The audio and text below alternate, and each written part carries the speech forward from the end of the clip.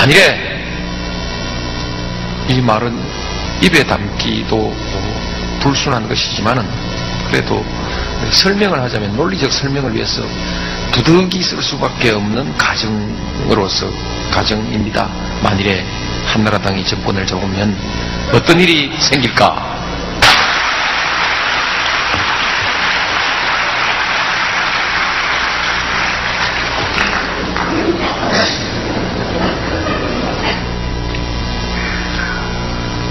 민주주의의 일반 원리로 보면은 정권은 왔다 갔다 해야 합니다. 그럴수록 민주주의가 점차 발전하는 것이죠. 그런데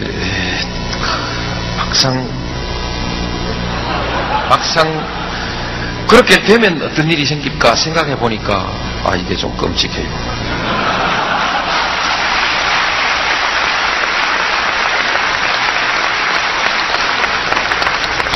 무슨 일이 생길까? 한나라당이 무슨 일을 할까? 이것을 예측하자면 한나라당의 전략을 보아야 하는데 한나라당의 전략이 무엇인지 알 수가 없습니다. 책임 있는 대안을 내놓는 일은 거의 없고 앞뒤가 맞지 않는 주장과 행동 그리고 말과 행동이 다른 주장이 너무 많아서 종잡을 수가 없고요.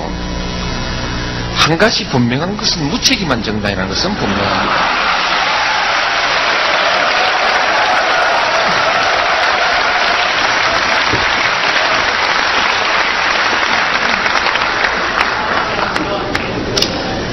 그동안 참여정부의 정책 중에 한나라당이 반대하고 흔들지 않은 정책은 거의 없습니다. 그러나 끝까지 반대한 정책도 거의 없습니다.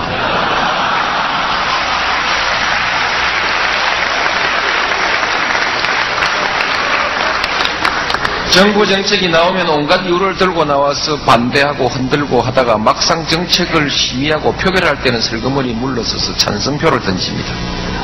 그리고 아무 일도 없었던 것처럼 행동합니다. 반대를 위한 반대, 흔들기 위한 반대를 한 것이죠. 그 결과 대부분의 정책은 참여정부의 정책대로 가고 있습니다.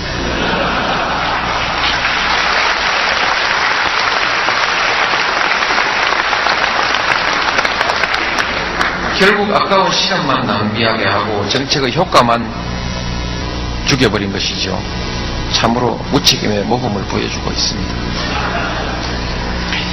요즘 그 당 후보들의 공약을 보아도 창조적인 전략이 별로 보이지 않습니다. 한마디로 부실하다는 생각이 듭니다.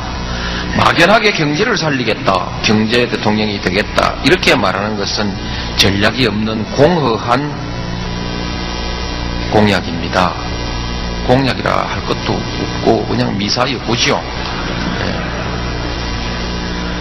대운하니 열차편이 하는 사업들을 놓고 옥신각신하고 있는데 두 사업의 사업비를 다 보태봐도 참여정부 균형발전투자의 5분의 1도 안 되는 사업입니다. 균형발전투자는 정부 청사 건설비와 일부 기반시설 외에는 다 회수되는 것이니 재정부담은 11조 정도에 그칩니다. 대운하 건설비는 단기간에 회수되지 않는 투자입니다.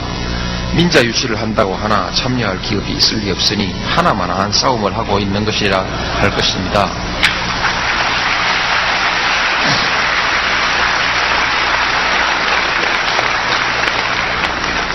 이 말 듣고 열받아서 재정으로 투자를 하면 그야말로 그땐 정말 큰일 납니다.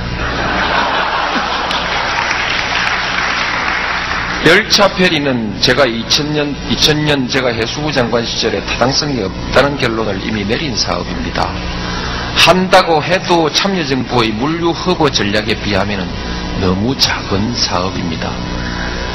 제가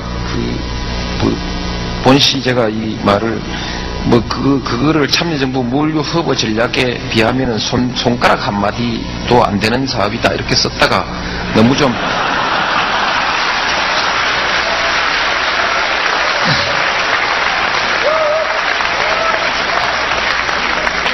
야박하다 싶어서 너무 작은 사업이다로 고쳤습니다.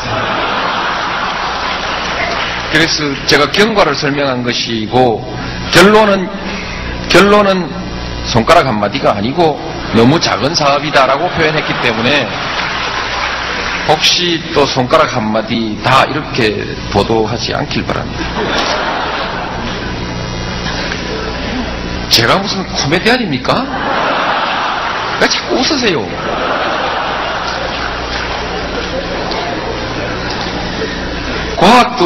과학도시 한다는데 그것은 참여정부가 다 법까지 만들어 놓았습니다. 추가할 것 있으면 도시 하나 지정만 하면 되는데 뭐 또 들고 나와서 흔들어 놨습니까? 이 정도 사업을 국가적 전략 사업으로 내놓은 것이라면 좀 초라하다는 생각이 듭니다. 지금은 경제정책의 기본 원칙과 방향에 관한 전략적 공약이 나와야 할 시기이지 한두 건 개별 사업 꺼내놓고 옥신각신할 때가 왈가왈부할 때가 아니죠. 그렇지 않습니까?